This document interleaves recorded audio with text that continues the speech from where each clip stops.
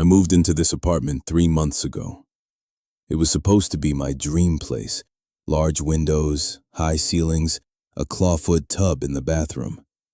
The rent was cheap for the neighborhood, which should have been a red flag, but I told myself I got lucky. The landlord was an old man who smelled like cigarettes and looked like he hadn't slept in years. He handed me the keys and said, "Don't open the walls." I thought he was joking. The first week was fine. I unpacked my boxes. I hung pictures on the walls. I bought a rug for the living room. Everything felt normal. The building was quiet. The neighbors were quiet. Too quiet, maybe, but I was not going to complain about silence after living above a sports bar for 2 years. The trouble started with a tape measure. I am not the kind of person who measures things for no reason. But I was trying to buy a sofa, and the online listing said I needed to know the exact dimensions of my living room. So I borrowed a tape measure from my neighbor. Yellow plastic, retractable. The kind you can buy at any hardware store for $5. I measured the north wall first. 12 feet exactly. I wrote it down on a piece of scrap paper. Then I measured the south wall. 12 feet exactly. Good. A perfect rectangle. I measured the east wall. 10 feet. The west wall. 10 feet. The math worked. 44 square feet. Plenty of room for a sofa. Then I walked into the hallway to measure the depth of the coat closet. The hallway is narrow. Just enough space for one person to walk through. I measured the distance from the front door to the bedroom door. 10 feet. I wrote it down. But when I looked back at my living room measurements, something did not add up. The living room shares a wall with the hallway. That wall is 12 feet long on the living room side. But on the hallway side, the same wall is only 10 feet long. I stood there with the tape measure in my hand, staring at the numbers. 12 and 10. 2 feet of difference. 2 feet that should not exist. I went back into the living room. I measured the wall again. 12 feet. I went back into the hallway. I measured the same wall from the other side. 10 feet. I did this 4 more times. Same result every time. 12, 10. 2 feet missing. I pressed my hand against the wall in the hallway. It felt solid. I knocked on it. It sounded like drywall. I knocked on the same spot from the living room side. Same sound, same solid feel. There was no door, no window, no seam. Just a wall that was 2 feet thicker than it should be. I told myself it was fine. Old buildings have quirks. Maybe the wall was built with extra insulation. Maybe there was a chimney inside. Maybe the previous owner had added a second layer of drywall for soundproofing.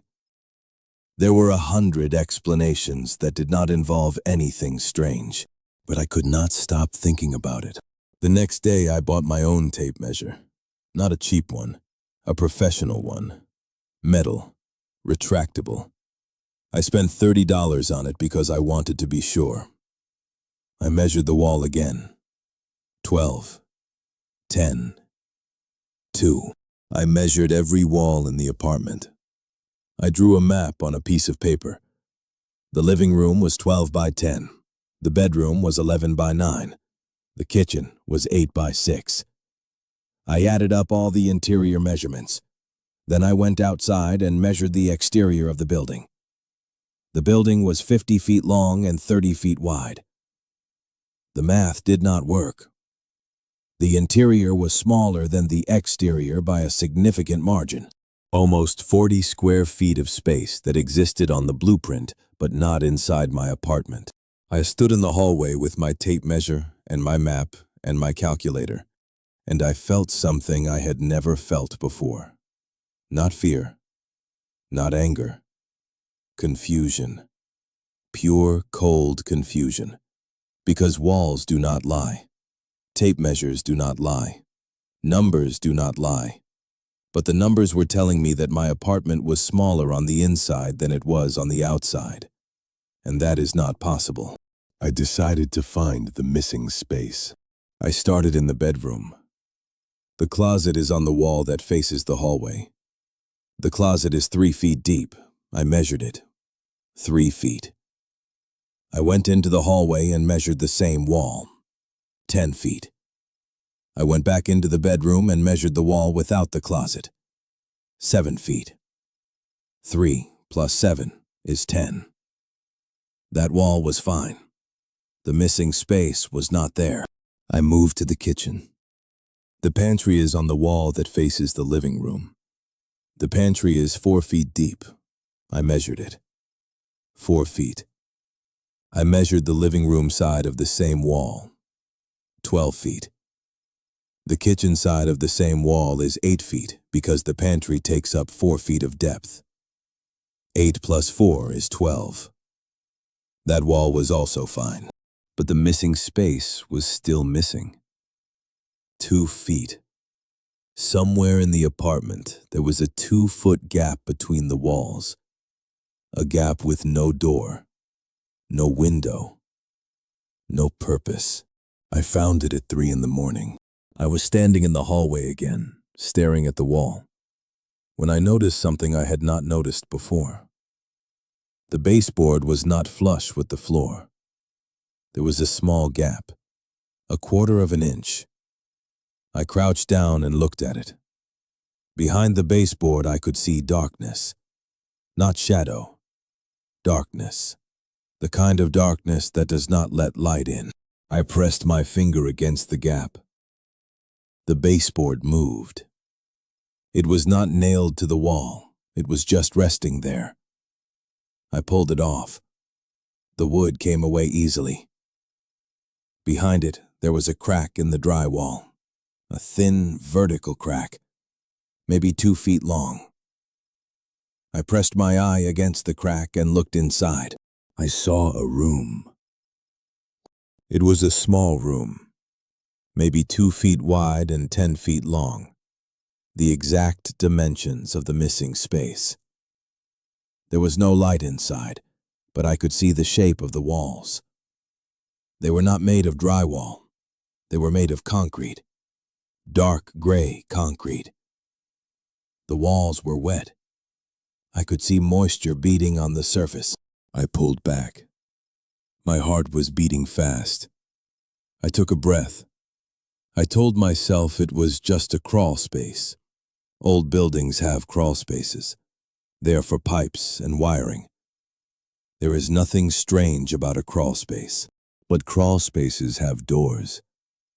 This one did not. I went to the kitchen and grabbed a hammer. I do not know why I chose a hammer. I just knew I needed to see inside. I went back to the hallway. I pressed the claw of the hammer against the crack and pulled. The drywall broke open. A piece fell to the floor. Dust filled the air. The smell was awful. Wet concrete, stagnant water. Something else. Something organic, like rotting meat. I shined my phone flashlight into the home. The room was empty. Just concrete walls, concrete floor, concrete ceiling. No pipes, no wires, no insulation.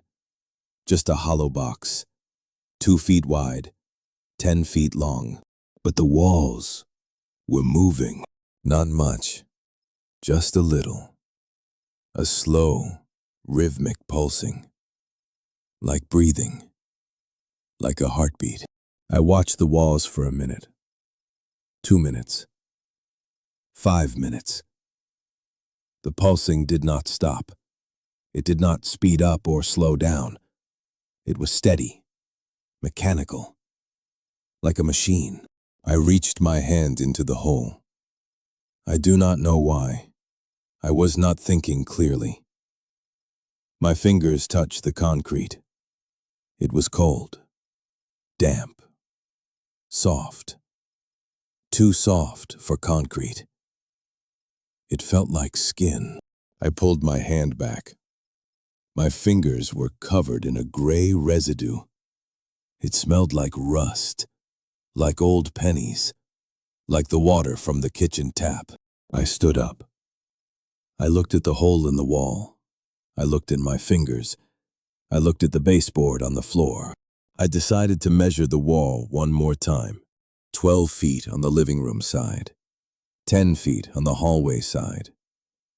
2 feet missing. But now I knew where the 2 feet went. They went into that room. The room with the pulsing walls. The room that should not exist. I covered the hole with a piece of cardboard and taped it in place. I put the baseboard back. I went to bed. I did not sleep. I lay in the dark, listening to the building. The usual sounds were there. The creaking of pipes, the settling of the foundation, the hum of the refrigerator. But there was another sound now. A sound I had not noticed before. A low, deep thrumming, coming from the walls, coming from the floor, coming from the ceiling. The building was not settling. It was breathing. The next morning, I went to the hardware store. I bought a measuring wheel, the kind contractors use to measure long distances. I went outside and measured the perimeter of the building, 50 feet long, 30 feet wide. I wrote it down. Then I went inside and measured every room again. Living room, bedroom, kitchen, bathroom, hallway, closets, pantry. I added up all the interior dimensions. The number was smaller than it should be. Not by 2 feet this time. By 3. The missing space was growing. I went back to the hallway. I pulled off the baseboard. I tore away the cardboard. The hole was bigger now. Not because I made it bigger, because the wall had opened on its own. The crack was wider. I could fit my whole arm inside. I shined my light into the hole. The room was still there, 2 feet wide, 10 feet long, but the walls were closer together. The space was shrinking. The pulsing was faster now. I ran to the front door. I turned the handle. The door did not open. The frame was warped. The wood had bent inward. I pushed against the door with my shoulder. Nothing. I kicked it. Nothing. I looked at the walls. They were moving. Not fast, but visibly, inching inward. The hallway was getting narrower.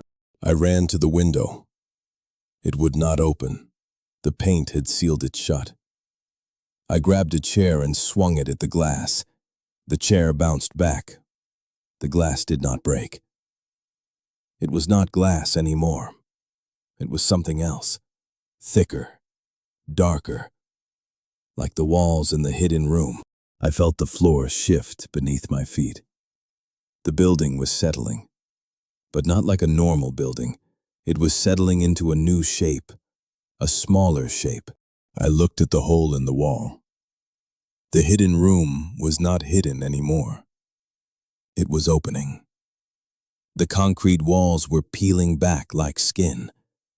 Behind them, there was nothing. Just darkness. Just that smell. Wet concrete and old pennies. A voice came from the darkness. It was my voice, but wrong. Flat. Hollow.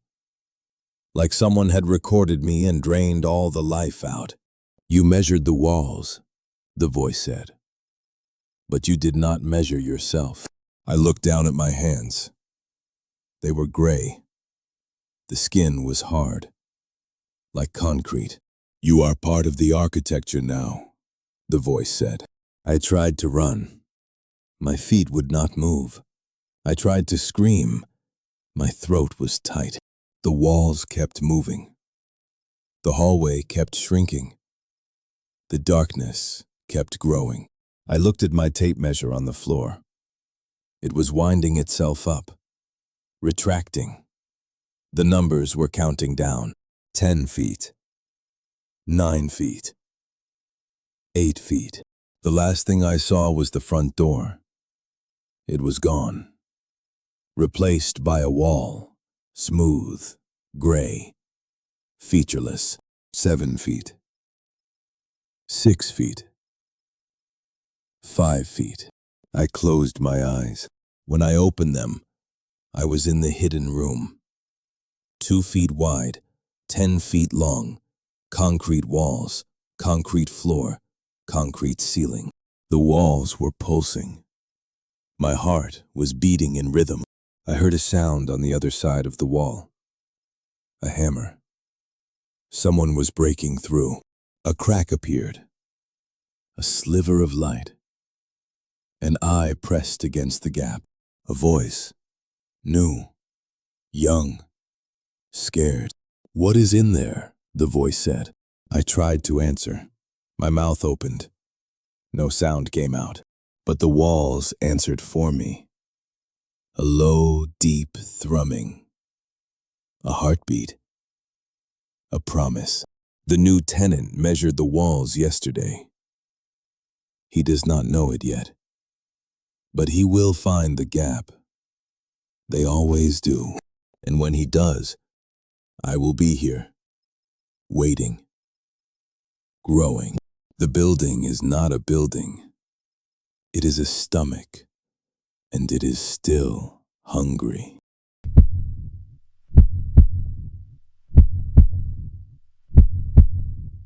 My name is Arthur Vance. I am 42 years old. I work as a night clerk at the county records office. I have worked there for 11 years. I live alone in a small apartment on Oak Street. I do not have family nearby. I do not have friends who visit. I am the kind of person who is easy to forget. The deposition is happening in a room I do not recognize. It is a small room with white walls and a long wooden table. The table is polished. I can see my reflection in it. My reflection looks tired. The air is cold and the lights are fluorescent. They hum. The hum is low and steady, like a motor running somewhere far away. There is a lawyer sitting across from me. His name is Mr. Sterling. At least, that is what he said when I walked in. He wears a gray suit and a blue tie. His hair is gray too, cut short and neat. He has a stack of papers in front of him. The papers are thick and white. The edges are sharp. Mr. Sterling does not look at me when he talks. He looks at his pen. He clicks it. Click, click, click. The sound is small, but in this room it is loud. "Please state your name for the record," he says. "My name is Arthur Vance." "And your occupation, Mr. Vance?" "I am a clerk. I work at the county records office." "How long have you worked there?" 11 years. Mr. Sterling writes something down. His pen scratches the paper. Scritch, scritch. I watch his hand move. His fingers are long and thin. They look like they have too many joints. The room is very quiet. I can hear the air conditioner in the wall. I can hear my own breathing. I can hear the hum of the lights. I realize I cannot hear anything else. No traffic, no footsteps in the hallway, no voices from other rooms. It is like the building is empty, like we are the only two people in the world. "Mr. Vance," Mr. Sterling says, "we are here to discuss the incident on the night of June 12th. Please describe what you saw." I take a breath. I have been over this in my head 100 times. I know what I saw. I know what I did. But the words feel heavy in my mouth. "I was at home," I say. "I was in my apartment. I fell asleep on the couch around 11. I woke up because I heard a knock at the door. And what time was that? I do not know. I did not check the clock. It was dark outside. Late. Maybe 2 or 3 in the morning. Mr. Sterling nods. He writes something else. Scritch. Scritch. I look at the paper in front of me. It is a transcript of my testimony. Someone has typed it up already, even though I have barely said anything. The words are there, printed in black ink. But they are wrong. The transcript says I was in a park. It says I was walking alone. It says I saw something in the trees. I feel my chest tighten. I want to tell him the paper is wrong. But I am under oath. I am supposed to tell the truth. And the truth is I was at home. I was asleep. I was not in any park. Mr. Vance, he says. The record states you were at Meadow Park on the night of June 12th. Are you saying the record is incorrect? I am saying I was not there. I was in my apartment. I do not go to parks at night. I do not go to parks at all. He looks up from his paper. His eyes are pale, very pale. I cannot tell if they are blue or gray or something else. They look like glass, like the eyes of a doll I had when I was a child. The record is never incorrect, Mr. Vance. I want to argue. I want to point at the paper and show him the mistake. But I look down at the transcript again, and the words have changed. It does not say Meadow Park anymore.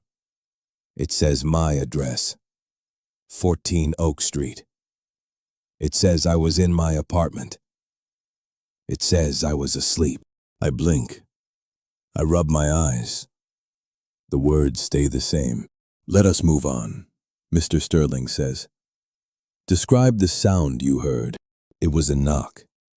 3 knocks, loud, heavy, like someone was hitting the door with their fist. Did you look through the peephole? Yes. I went to the door. I stood on my toes. I looked through the peephole. And what did you see? I remember this part clearly. I remember standing there in the dark hallway. I remember the cold from the door seeping through my socks. I remember looking through the small glass circle and seeing nothing. Just the empty hallway. Just the flickering light from the fixture at the end of the hall. Nothing, I say. There was no one there. Mr. Sterling stops writing. He puts his pen down on the table. The click of the plastic against the wood is sharp. It echoes in the small room. Mr. Vance, he says. The record says you opened the door. I shake my head. No, I did not open the door. I was scared. I went back to the couch.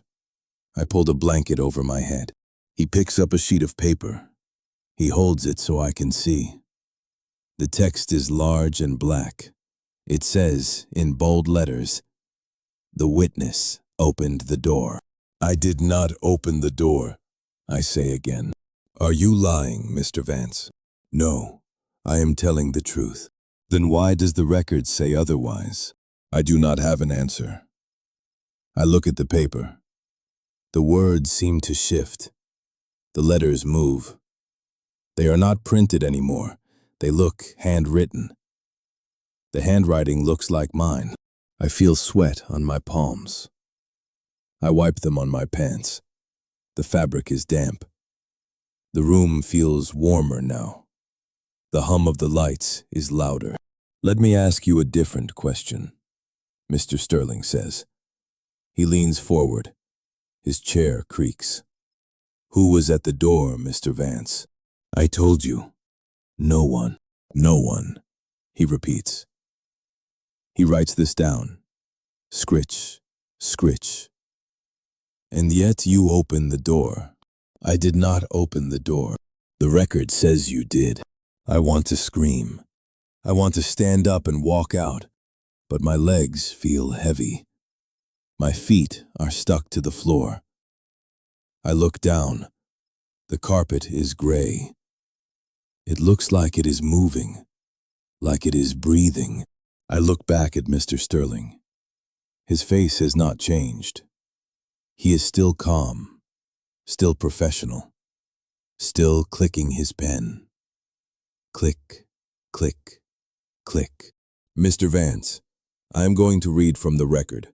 Please confirm if this is accurate. He picks up the stack of papers. He clears his throat. He begins to read. On the night of June 12th, the witness opened his front door. He saw a figure standing in the hallway. The figure was tall. The figure was thin. The figure had no face. I am shaking my head. That is not what happened. I did not see anyone. There was no figure. The witness invited the figure inside. He offered the figure a seat. He made the figure a cup of coffee. I did not do that. I do not know who wrote that. I was alone. I was alone all night. Mr. Sterling puts the papers down. He looks at me. His pale eyes are very still. They do not blink. Mr. Vance, if you were alone all night, why is there a second set of fingerprints in your apartment? I open my mouth. No sound comes out. Fingerprints on the door. Fingerprints on the kitchen counter. Fingerprints on the couch, next to where you were sitting. I do not know, I whisper. They are your fingerprints, Mr. Vance. But they are on the wrong side of the door. They are on the inside and the outside. It looks like you let someone in, and then it looks like you left. I feel the air in the room change. It is thick now, heavy, like breathing through wet cloth. The lights flicker. The hum gets louder. It is not a hum anymore. It is a voice, a low, rumbling voice. I cannot understand the words.